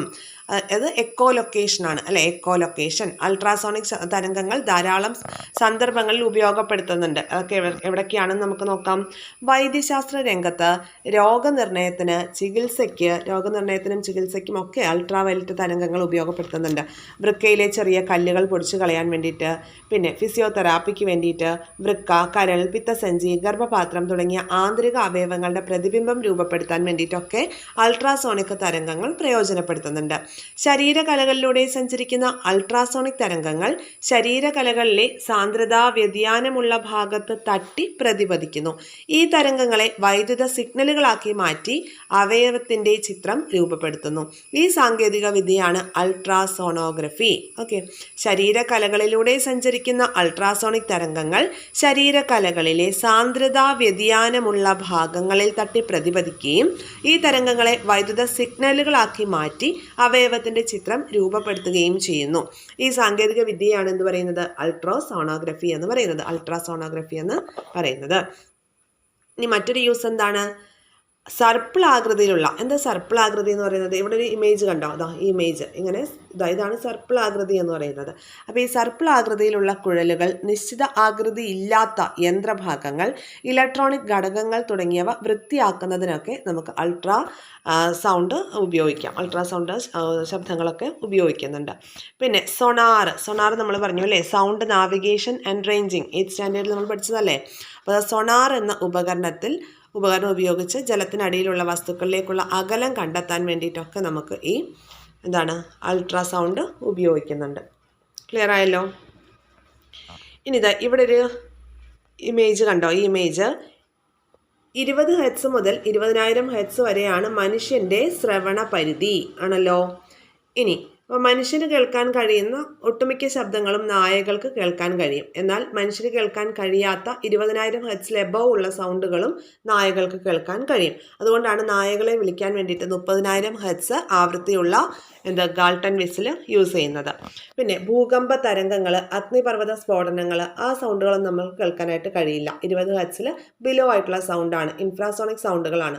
അതുപോലെ പ്രാവ്, ആന, ജിറാഫ് എന്നിവയ്ക്കൊക്കെ എന്ത് ചെയ്യാം? ഇൻഫ്രാസോണിക് ശബ്ദങ്ങൾ കേൾക്കും.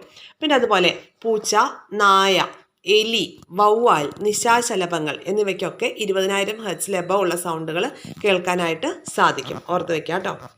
8th സ്റ്റാൻഡേർഡിൽ നമ്മൾ ടേബിളൊക്കെ വെച്ച് പറഞ്ഞത് ഓർമ്മയുണ്ടല്ലോ. ആ ടേബിൾ ഇമ്പോർട്ടൻ്റ് ആണ്, നമ്മളത് പഠിച്ചു വെക്കണം. ആ ടേബിളും കൂടി അടിസ്ഥാനപ്പെടുത്തിയിട്ടാണ് ചോദ്യങ്ങൾ വന്നിട്ടുള്ളത്. ഇനി നമുക്ക് സീസ്മിക് തരംഗങ്ങളെക്കുറിച്ചും സുനാമി വേവ്സിനെ കുറിച്ചൊക്കെ ഇവിടെ പറഞ്ഞിട്ടുണ്ട്. എന്താണ്? ഭൂകമ്പം, അഗ്നിപർവ്വത സ്ഫോടനം, വൻ സ്ഫോടനങ്ങൾ എന്നിവയുടെ ഫലമായിട്ട് ഭൂപാളികളിലൂടെ സഞ്ചരിക്കുന്ന തരംഗങ്ങളാണ് സീസ്മിക് തരംഗങ്ങൾ. സീസ്മിക് തരംഗങ്ങളെക്കുറിച്ചുള്ള പഠനമാണ് സീസ്മോളജി. ഭൂകമ്പങ്ങളുടെ തീവ്രത നിർണ്ണയിക്കുന്നത് റിക്ടർ സ്കെയിൽ ഉപയോഗിച്ചിട്ടാണ്. ഭൂകമ്പം, അഗ്നിപർവ്വത സ്ഫോടനം, വൻ സ്ഫോടനങ്ങൾ എന്നിവയുടെ ഫലമായിട്ട് ഭൂപാളികളിലൂടെ സഞ്ചരിക്കുന്ന തരംഗങ്ങളാണ് സീസ്മിക് തരംഗങ്ങൾ. സീസ്മിക് തരംഗങ്ങൾ നമ്മൾ കഴിഞ്ഞ ദിവസം പഠിച്ചത് ഓർമ്മയുണ്ടല്ലോ. പിന്നെ സീസ്മിക് തരംഗങ്ങളെക്കുറിച്ചുള്ള പഠനത്തിനെ സീസ്മോളജി എന്ന് പറയും. ഭൂകമ്പങ്ങളുടെ തീവ്രത നിർണ്ണയിക്കുന്നത് റിക്ടർ സ്കെയിൽ ഉപയോഗിച്ചിട്ടാണ്. ഇനി സമുദ്രങ്ങളുടെ അടിത്തട്ടിലോ തീരപ്രദേശങ്ങളിലോ ഉണ്ടാകുന്ന ഭൂകമ്പങ്ങൾ ചിലപ്പോൾ സുനാമി തിരകൾക്ക് കാരണമായേക്കാം. കടലിലെയും മറ്റും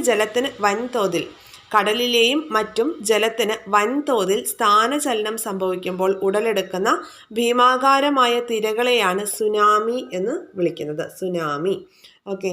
അപ്പോൾ കടലിലെയും മറ്റും ജലത്തിന് വൻതോതിൽ സ്ഥാനചലനം സംഭവിക്കുമ്പോഴാണ് ഭീമാകാരമായിട്ടുള്ള തിരകൾ ഉണ്ടാവുന്നത്. അവയാണ് സുനാമി എന്ന് പറയുന്നത്. അപ്പോൾ ഈ കാര്യങ്ങളൊക്കെ ഒന്ന് ഓർത്ത് വയ്ക്കുക. അപ്പോൾ ഇത്രയുമാണ് ഈ ഒരു ചാപ്റ്ററിലെ പോയിന്റ്സ് എന്ന് പറയുന്നത് കേട്ടോ. ഇതോടുകൂടി ഈ ചാപ്റ്റർ കഴിഞ്ഞു. ഇനി നമുക്ക് ശബ്ദവുമായി ബന്ധപ്പെട്ട് ന്യൂ SCERT-യിൽ 9th സ്റ്റാൻഡേർഡിൽ ഒരു ശബ്ദം എന്ന് പറഞ്ഞ ചാപ്റ്റർ പഠിക്കാനുണ്ട്. അപ്പോൾ അത് 8th സ്റ്റാൻഡേർഡിൽ നമ്മൾ പഠിച്ചില്ലേ, ഓൾഡ് SCERT പഠിച്ചു. അതേ ചാപ്റ്ററിലെ കണ്ടന്റ് തന്നെയാണ് ഈ ഒരു 9th സ്റ്റാൻഡേർഡിലും വരുന്നത്. എങ്കിലും നമുക്കതൊന്ന് എടുക്കാം. അപ്പോൾ നിങ്ങൾക്കത് റിവിഷൻ പോലെ യൂസ് ചെയ്യുകയും ചെയ്യാം. കമൻറ്റ് ബോക്സിൽ നിങ്ങൾക്ക് എങ്ങനെയാണ് ക്ലാസ്സസ് യൂസ്ഫുൾ ആകുന്നുണ്ടോ, ക്ലാസ് കേട്ട് മനസ്സിലാകുന്നുണ്ടോ, അങ്ങനെയുള്ള കാര്യങ്ങളൊക്കെ കമൻറ്റ് ബോക്സിൽ നിങ്ങൾ പറയുക. അത് ക്ലാസ്സിന് എന്തെങ്കിലും മാറ്റങ്ങൾ വരുത്തണമെങ്കിൽ ആ സജഷൻസും നിങ്ങൾക്ക് കമൻറ്റ് ബോക്സിൽ പറയാവുന്നതാണ് കേട്ടോ. ഇനി PSC പ്രിപ്പയർ ചെയ്യുന്ന ഏതൊരാൾക്കും SCERT സീരീസ് എന്ന് പറയുന്നത് വളരെ ഹെൽപ്ഫുൾ ആയിരിക്കും. കാരണം ഏതൊരു PYQ എടുത്ത് നോക്കിയാലും നമുക്ക് അറിയാനായിട്ട് സാധിക്കും SCERT ഒഴിച്ചു നിർത്തിയിട്ടുള്ള ഒരു ക്വസ്റ്റ്യൻ പേപ്പർ ഇല്ല. അപ്പോൾ ഏത് എക്സാം ആണെങ്കിലും, ഇപ്പോൾ VFA ആണെങ്കിലും ശരി, വരാൻ പോകുന്ന കമ്പനി ബോർഡ് LGS ആണെങ്കിലും ശരി, ബെവ്കോ LDC ആണെങ്കിലും ശരി, ഇനി വേണ്ട LPUP ആണെങ്കിലും ശരി, ഏത് എക്സാം ആണെങ്കിലും SCERT-യിൽ നമുക്ക് നല്ലൊരു അവബോധം ഉണ്ടായിരിക്കണം എന്നുള്ളതാണ്. അതിൽ നിന്ന് വേണം പിന്നെ നമ്മൾ അഡ്വാൻസ് ലെവലിൽ പഠിക്കാൻ വേണ്ടിയിട്ട്. ഇപ്പോൾ ബിഗിനേഴ്സ് ആണെങ്കിലും ഇനി റിവിഷൻ ചെയ്യാൻ വേണ്ടിയിട്ട്, കുറച്ച് പഠിച്ചെത്തിയവർ റിവിഷൻ ചെയ്യാൻ വേണ്ടിയിട്ടാണെങ്കിലും നമ്മുടെ സീരീസ് നിങ്ങൾക്ക് ഒരുപോലെ യൂസ്ഫുൾ ആയിരിക്കും. അപ്പോൾ അതുകൊണ്ട് തന്നെ നല്ല രീതിയിൽ നിങ്ങൾ ഫോളോ ചെയ്യുക. ദിവസം ഓരോ ചാപ്റ്ററിൻ്റെ ക്ലാസ്സുകൾ മാത്രമാണ് നമ്മൾ അപ്ലോഡ് ചെയ്യുന്നത്. അപ്പോൾ തുടക്കത്തിലേ നിങ്ങൾ ഫോളോ ചെയ്യുകയാണെങ്കിൽ നല്ല രീതിയിൽ നിങ്ങൾക്ക് റിവൈസ് ചെയ്തെത്തിക്കാനായിട്ടും സാധിക്കും. നിങ്ങളെനിക്ക് ചെയ്യേണ്ട ഒരു സപ്പോർട്ട് എന്ന് പറയുന്നത് PSC പ്രിപ്പയർ ചെയ്യുന്ന നിങ്ങളുടെ ഫ്രണ്ട് സർക്കിളിലേക്ക് കൂടി നമ്മുടെ ചാനലും നമ്മുടെ SCERT സീരീസും ഒന്ന് എത്തിക്കാനായിട്ട് ശ്രദ്ധിക്കണം. അപ്പോൾ അങ്ങനെയാണെങ്കിൽ നമുക്ക് കൂടുതൽ ക്ലാസ്സുകൾ നല്ല രീതിയിൽ ചെയ്യാനായിട്ട്, നിങ്ങളുടെ ഭാഗത്തു നിന്നുള്ള റെസ്പോൺസ് അനുസരിച്ചാണ് നമുക്ക് നല്ല രീതിയിൽ ക്ലാസ്സുകൾ ചെയ്യാനൊരു ഉഷാറുണ്ടാവുള്ളൂ അല്ലേ. അപ്പോൾ തീർച്ചയായിട്ടും അതിനുവേണ്ടി ശ്രമിക്കുക. നിങ്ങൾ ലൈക്ക് ചെയ്യുക, കമൻറ്റ് ചെയ്യുക. പിന്നെ ഹൈപ്പ് എന്ന പുതിയൊരു ഓപ്ഷനും കൂടി വന്നിട്ടുണ്ട്. ആ ഒരു ഇൻട്രസ്റ്റിംഗ് ആയിട്ടുള്ള ഓപ്ഷൻ കൂടി നിങ്ങളൊന്ന് പ്രസ് ചെയ്യുക. അപ്പോൾ ഇത്രയൊക്കെ കാര്യങ്ങളാണ് പറയാനുള്ളത്. Thank you all. Have A nice day.